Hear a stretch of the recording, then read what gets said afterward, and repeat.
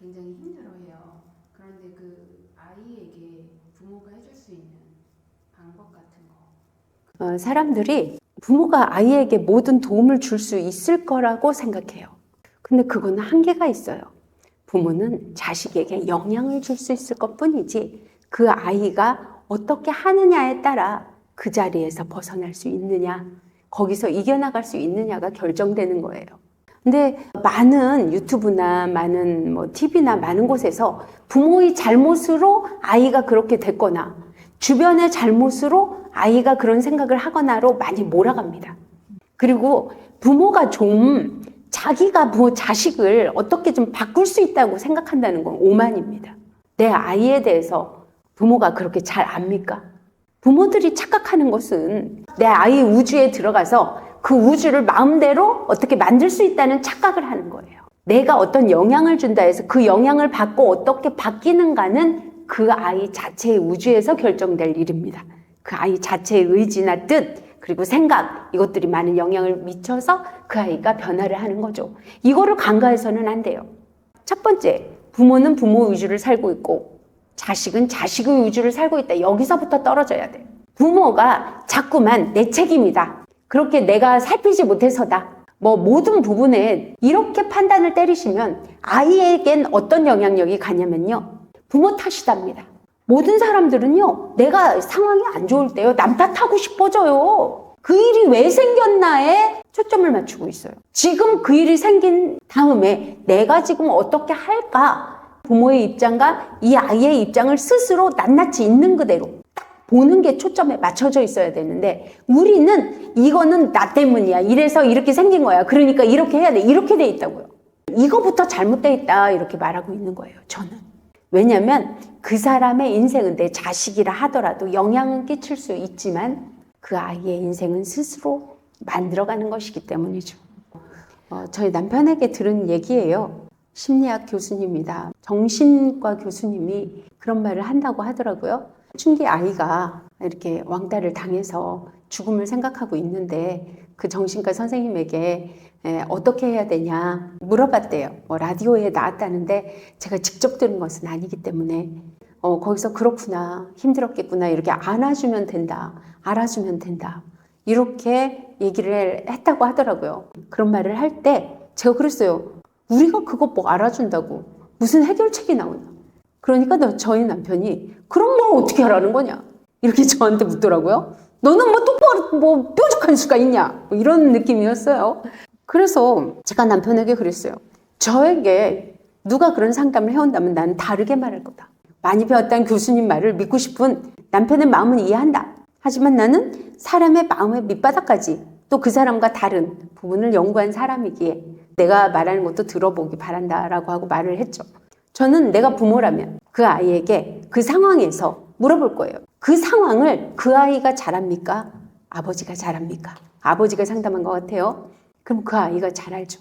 그러면 너는 그 자리에서 뭘 해낼 수 있겠니? 네가 그 자리에서 벗어날 수 있는 방법은 어떤 방법이 있을 것 같니? 그 방법부터 생각해봐라. 그 아이는 괴로워서 자기 인생을 포기할 만큼 포기가 가장 쉬운데 인생을 포기하고 싶은 생각을 갖고 있는 애에게 우리는 뭐를 던져줬어요? 살아갈, 거기서 뭘 어떻게 해야 될지를 네가 생각해봐라. 네가 더 잘 알지 않겠니?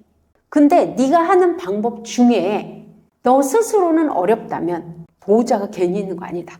내가 전면적으로 도울 수는 없다. 네 인생이기에. 하지만 아직은 보호자이기에 네가 열심히 노력하는 와중에 한두 개가 부족하다면 그걸 도와줄 거다. 그러니까 네가 하는 최선을 한번 생각하고 강구해 내봐라. 네가 할 수 있는 최선이 뭔가. 그리고 그 아이들과 같이 편하게 어울릴 수 있는 모든 방법을 강구해라. 호구가 되지 않는 방법. 그리고 그 아이가 널 불러낼 때도 다른 방법 있지 않냐. 그냥 나가기만 하지 마라. 부모에게 연락해라. 너를 뒤 붙여서라도, 그 사진을 찍어서라도 누군가를 이렇게 해서 너를 보호할 방법을 부모가 생각해내겠다. 너 혼자 감당하지 마라. 부모가 있다는 것도 잊지 마라. 부모가 나서지 않길 바란다면 나서지 않는 방법으로 도울 것이며, 네가 할 수 있는 최선을 다할 때 부모는 그걸 도울 수 있는 것이지, 네가 네 인생을 스스로 포기하려고 들 때는 부모도 어쩔 수 없는 것이다. 너는 살고 싶어서 부모에게 이렇게 물어봤다고 생각을 한다. 그렇다면 살아갈 거면 지금 네 우주에서 네가 할 수 있는 방법부터 강구해라. 그리고 계속 강구해라. 그러면 언젠가든 시간이 흐르고 너는 아주 멋진 사람이 돼 있을 거다. 그걸 응원한다. 누구나 그런 일을 당하면 괴롭고 슬플 수 있지만 거기서 주저앉아 괴롭구나 슬프구나 네 마음을 위로해주는 사람이 부모가 아니다. 부모는 너에게 네 인생을 똑바로 살아가고 독립된 삶을 스스로 잘 성장해서 살아갈 수 있도록 영향을 주며 지원을 해주는 사람이지 네 마음 알아주자고 부모가 있는 게 아니다. 이렇게 저는 말할 겁니다. 부모가 모든 걸 해주려고 드시면 안 된다는 거예요. 아이 잘못 키우고 아이 망치는 겁니다. 스스로 인생을 살아가면 아직 미성년자이고 그러이기 때문에 부모가 거기에 조금씩을 돕고 있는 거고 방법을 아이가 생각해냈을 때 여러 가지 방법을 자기 입장에서 가장 최선을 모든 걸 해달라고 하면 안 된다. 거기서 버티고 이겨나갈 수 있는 방법도 강구를 하자 이겁니다. 그리고 우리는 그 왕따를 당할 때도 법적 보호를 받을 수 있기에 강력한 증거가 있다면 그 아이들을 처벌할 수도 있는 거죠. 할 수 있는 모든 많은 방법이 있어요. 그리고 요즘은 많은 게 발달이 돼서 녹음기도 있고 뭐 많은 방법이 부모가 그렇게 하면 걔네가 뭘 불러내거나 왕따를 당할 때 그러면 사람을 시켜서라도 사진을 찍을 수도 있어요. 멀리서라도.